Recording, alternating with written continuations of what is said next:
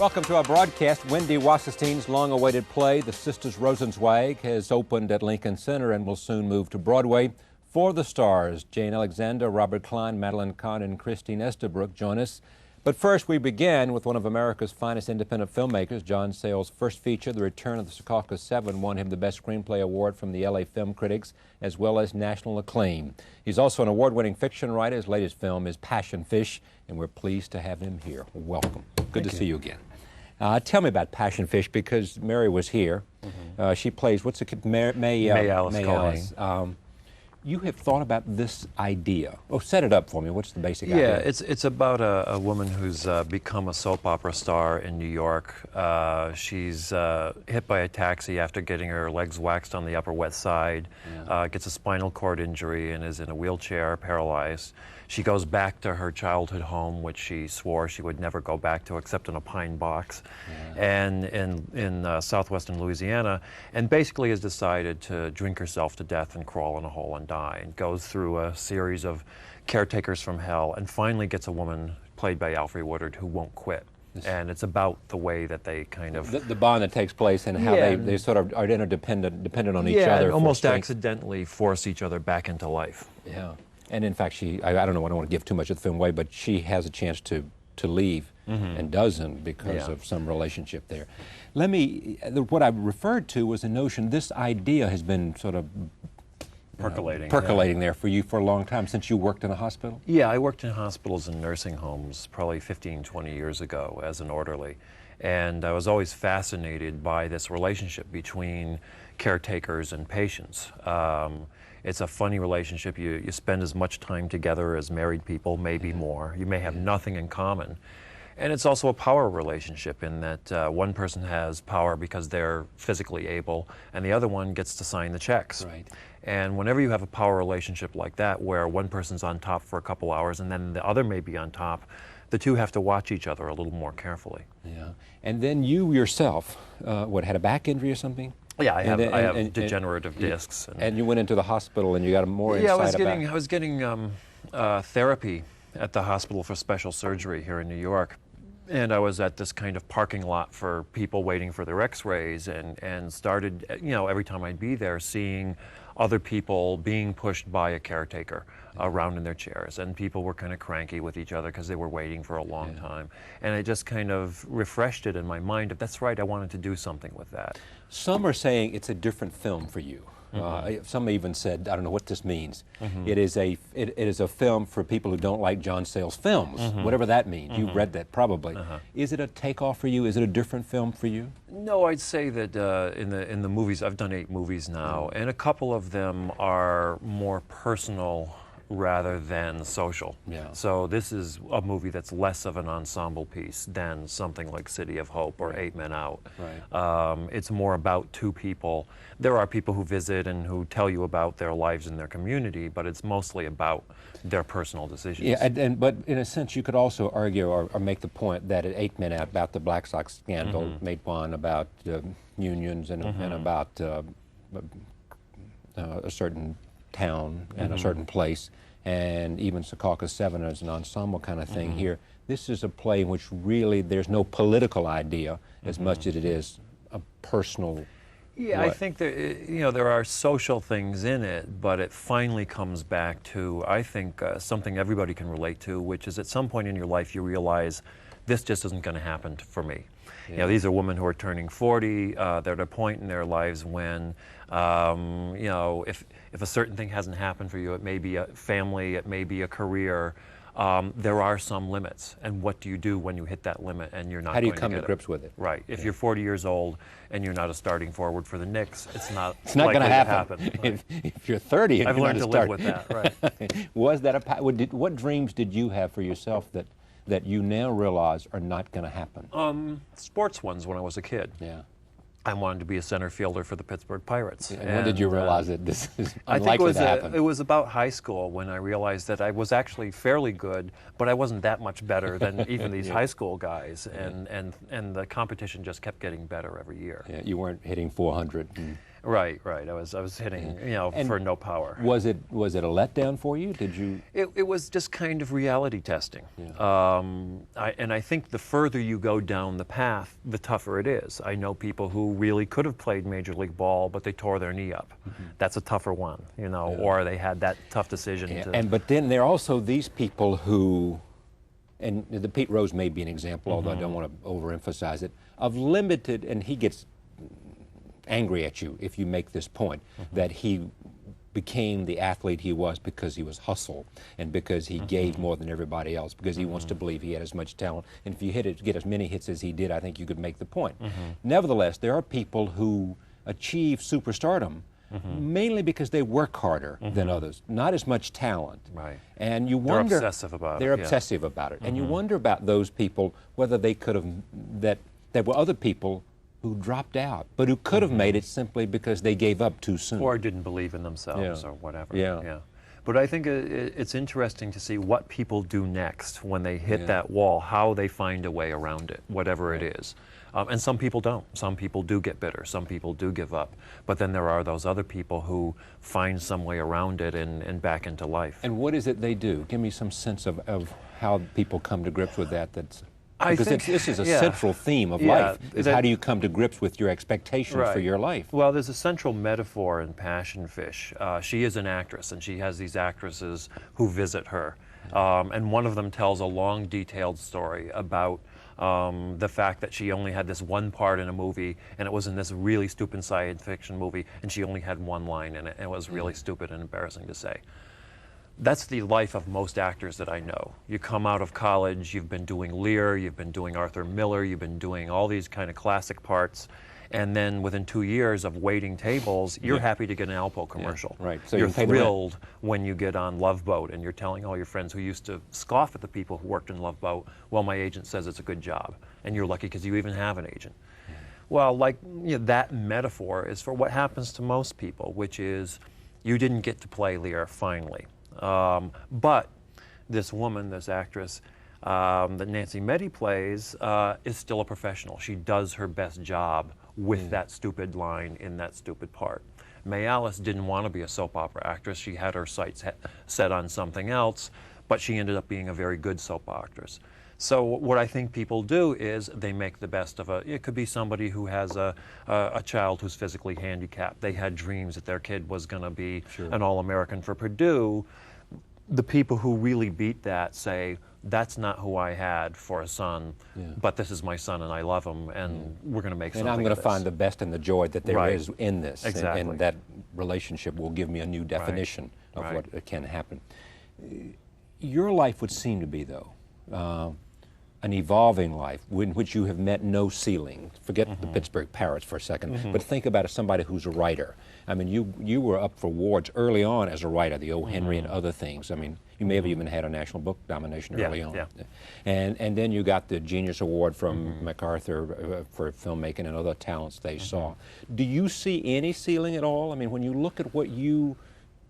Yeah, I think what it is with me is that it's whether you define your own success or whether you let other people define your success. So every time out, you know, people like your movie or don't like your movie. The movie either makes a lot of money or doesn't make a lot of money. If you define your success by those parameters, there's always a ceiling.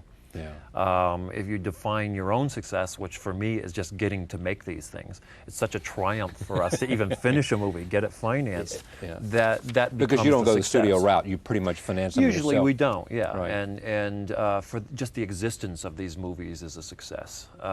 So there is success in being able to make a film for you, in which you or make it by your finish a own short story, by your own rules and by your own definition. And so I've been very lucky in that way, in that somehow I've been able to make my own definitions of what success is. And so I've never had that much pressure on me, except for the pressure that I put on myself. And the definition of success for you is being able to make the film that, you know, how close you come to making the film you wanted to make? Yeah, very often we get into, you know, with a distributor or whoever, one of these things where they do a demographic test and they say, well, if you change this, this, and this, you know, 8% more people would like it and we'll make more money. And I say, you know, I'm not going to disagree with you on that.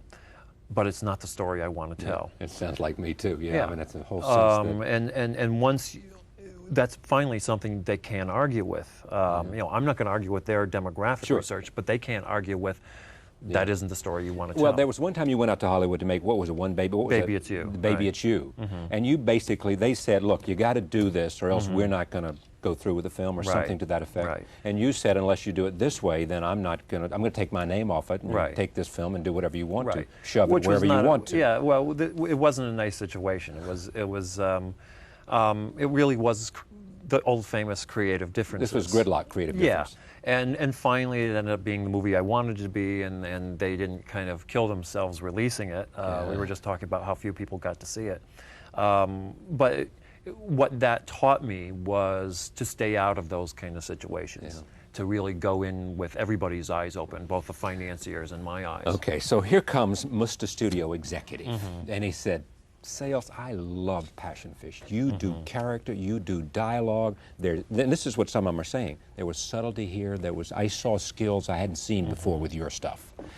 And here is $30 million to make a film. However, you don't get final cut. Do you say, no, I don't want to make that film? Yeah. Yeah, I mean, I already have made more money than I thought I'd ever make in my life. You know, I went pretty much right from making minimum wage. I had a short, wonderful period when I was in the Meatpackers Union, and I was making $40 an hour, to making this ridiculous money. And I'm a very low-paid screenwriter on the scale of things, but it's still a lot of money. Yeah. So I make my living as a screenwriter. I don't necessarily make that much money as a director. And so the $30 million, really what the person who has $30 million to make a movie usually has about 12 to make. Okay, but think about Spike Lee for a second. I mean, look, is there any corollary between what he's done, because he now uses the studios and takes their money and uses them very well. Very well, he does. Yeah, I think Spike's movies have actually been financially more successful than mine, and as long as they stay that way, he's going to be able to do what he wants to do and use their money. You know, he has his fights with them, but generally he wins them. Overwhelmingly, he wins. Yeah, them. That's right. I mean, he knows there's how to a handful of people whose movies are doing well enough that they can win those battles. Yeah. Our movies haven't made that much money. Yeah. And that leverage, if you don't go in there with that leverage, you're walking into the wrong room. Have they all made money because you produce them so No, inexpensively? actually... or have any of them made money? Yeah, actually about half of them have made money. Secaucus cost you $60 to make, and you made $2 million. However, the amount of money that they made, even if you make $2 million on a film, that's not even on the radar. For a major studio are now spending $8 to $15 million just to advertise a movie. They have single actors who are making 6 or 7. Oh, 15 or 20 when you get to... So it's kind of like opening your own little restaurant on the corner and then going to McDonald's and saying, I should run your franchise. Yes. Have you seen a film in the last year or 2 years in which you said that was successful commercially, in which you said, there's a film I would like to have made or could have made or would have wanted to have made? That rarely happens with me. I go to the movies not to see what I should be doing, but to see what other people's heads are into. And do you learn from them? Yeah, I'd say that's where I learn the most, is watching other people's work, and it's only the second time I see it. Because a good movie, I stop noticing the technical things. If it's really working with me, I just watch the movie and have a great time. It's when the movie isn't so good or isn't working with me that all of a sudden I start seeing the angles and I start seeing the typing on the paper. And sometimes I can even hear the voices at the story conference where they say, oh no, if we do this, we're going to lose some viewers, so we're going to do that. And you see the compromises built into them.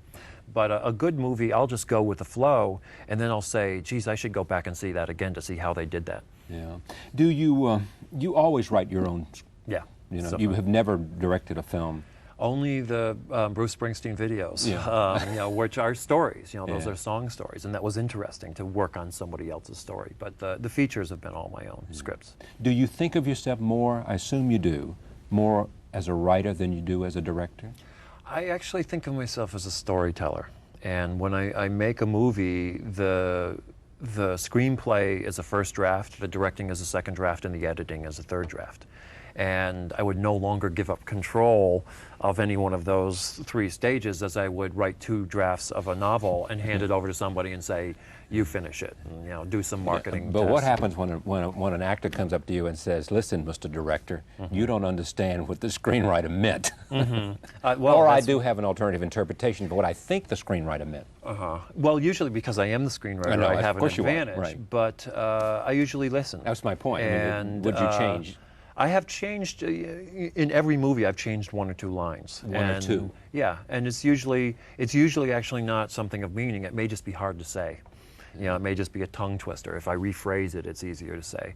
But every once in a while, for instance, in Passion Fish, there was a scene where Alfre Woodard's character is in the kitchen with a character played by Angela Bassett, and they're 2 black women, and they've kind of crossed. One started in the projects and is now very successful. The other started upper middle class and is now working almost as a servant.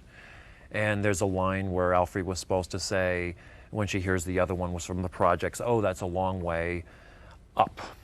And she felt like that was a little bit of a dig. And so we changed it to, it's a long way out. And basically she came, do you want me to dig here?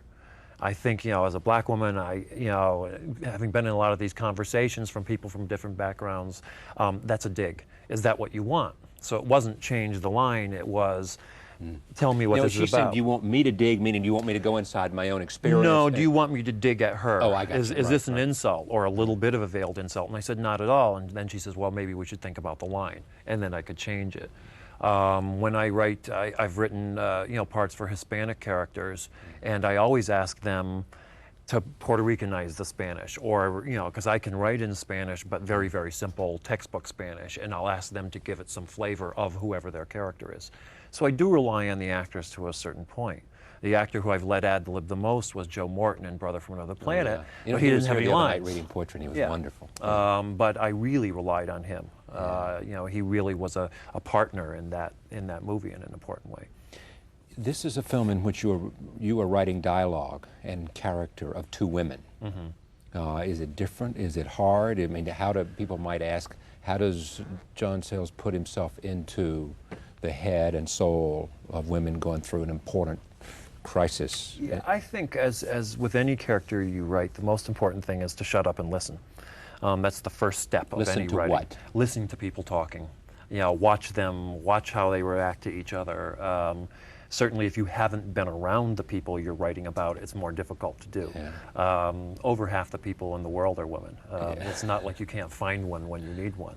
So I really have never felt like that's a big deal. I don't think women are any kind of mysterious. And would you go to what they call your significant, whatever the expression is, and say, does this ring true to you? Actually, it's more like all the women who work on the crew. You know, I've had a lot of women as producers, this and that and the other. Because you're inside that world that's not an only male world, you feel things. You don't necessarily you have a meeting and say, so what do you think of this? It's more like you just listening to them, and you just get a sense of what would a person do in this situation.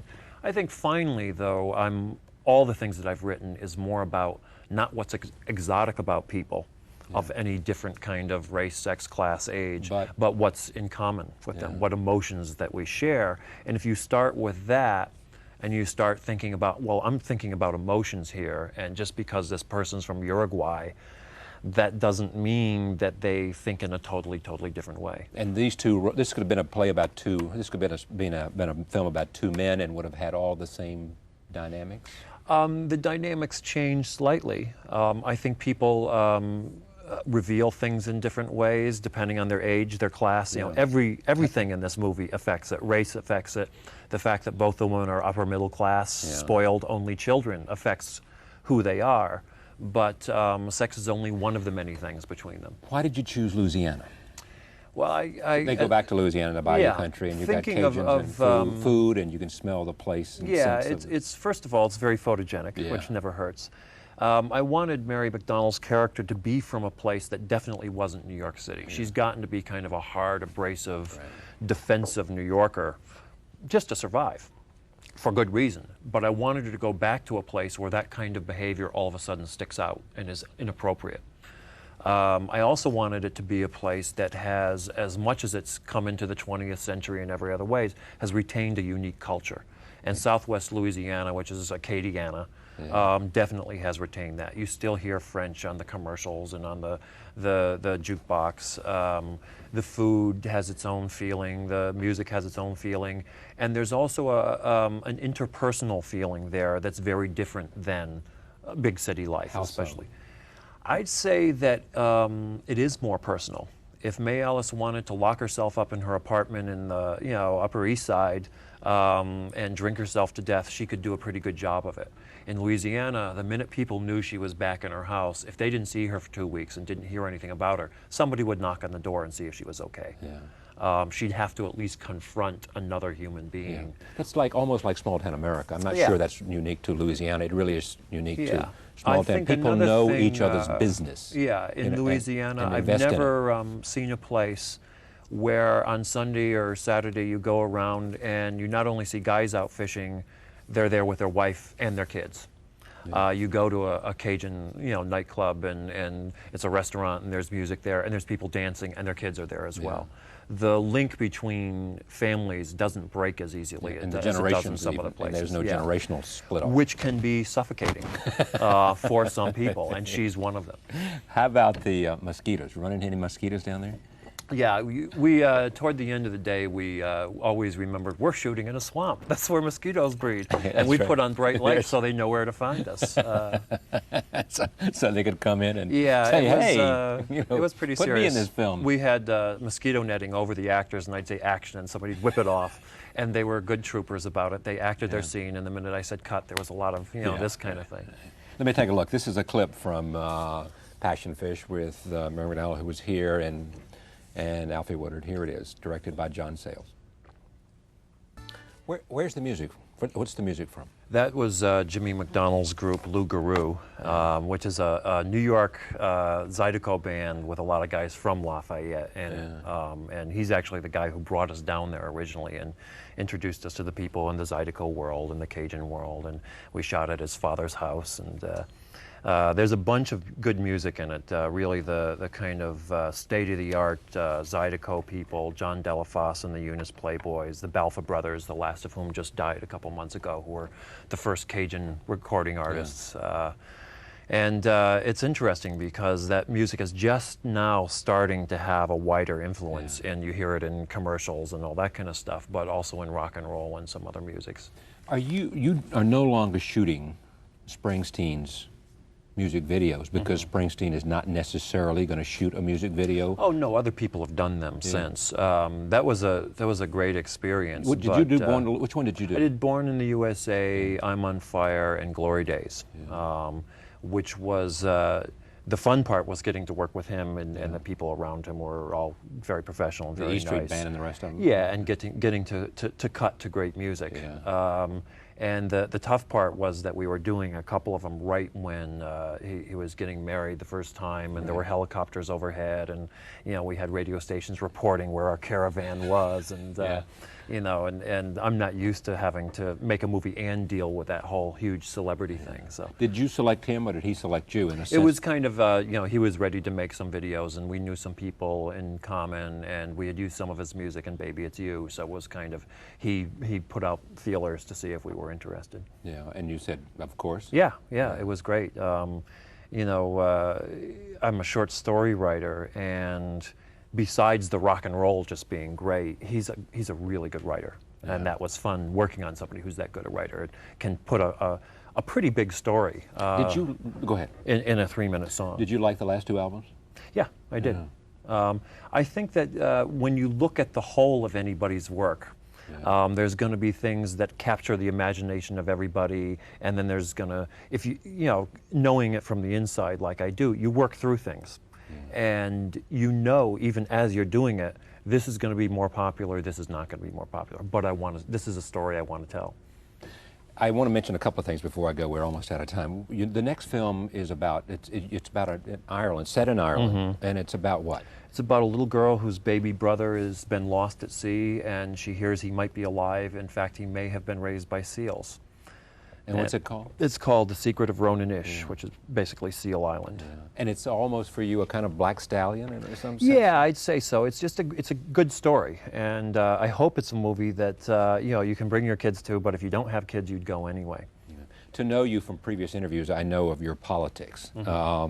How do you feel about the Clinton administration so far, and how do you feel about where the country is? Yeah, I think that the Clinton administration, there are a lot of things that they will do almost immediately that will be good for the country. I think also, though, people have to realize that politics can only do so much for you. Politics and culture, you know, kind of go hand in hand, and the culture has to catch up with the politics. I'd say Is it that way, or the politics catch up with the culture? Which is it?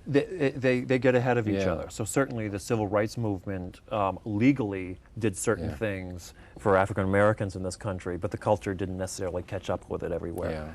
And also there are some things that government can't control. International and economics, Global recession. That's a big monster, and you can't necessarily whip it into shape. What do you think of the influence these days of talk radio and those kinds of things now as playing a part of influence on political issues? I think that it's anything that gets people out and talking is good. I do too. You know, anything, even if you don't like what they're saying, you know, it's just so much better than people, you know, having to hold it in or not getting any And I kind of think forum. the more politicians talk and the more they answer questions regardless of the forum, the better off we all are. Yeah. I mean, because you can pick up... Backroom politics is like the death of cities. It's the death of us all. Yeah. You choose to live in New Jersey because, why? Because I like it. I live in Hoboken. You're still in It's nice. Hoboken? Yeah, I split my time on between There's the no road. reason not to like New Jersey, but... Hoboken. I have a place in upstate New York now, but it also, I think it helps not to live in Hollywood in a funny way, in that the stuff that I do on a spectrum is more like everyday people, and in Hollywood, if you're in the movie business, it's tough to not feel like everybody's auditioning for you or you're auditioning for them. Yeah, it's great to see you again. Passion Fish is John Sayles' new film, and he's off to Ireland soon to start again. Thank you very much. Thanks, Pleasure Phil. to see you. I should mention tomorrow morning's New York Times for Friday, February 5th says that President Clinton has chosen a New York judge, Kimba Wood, as his new Attorney General, suggesting that they're now doing the background check. She is a federal district court judge who was the judge in the Michael Milken case. We'll hear more about that story. She's also the wife of Michael Kramer, who's been on this show, a Time magazine correspondent many times. Thank you, John. We'll be right back. As we do, we'll introduce you to the Sisters Rosenzweig, Wendy Wasserstein's play, and as soon as we take a break, some of the lead actors from that play will be joining us as the play gets ready to move to Broadway. Back in a moment.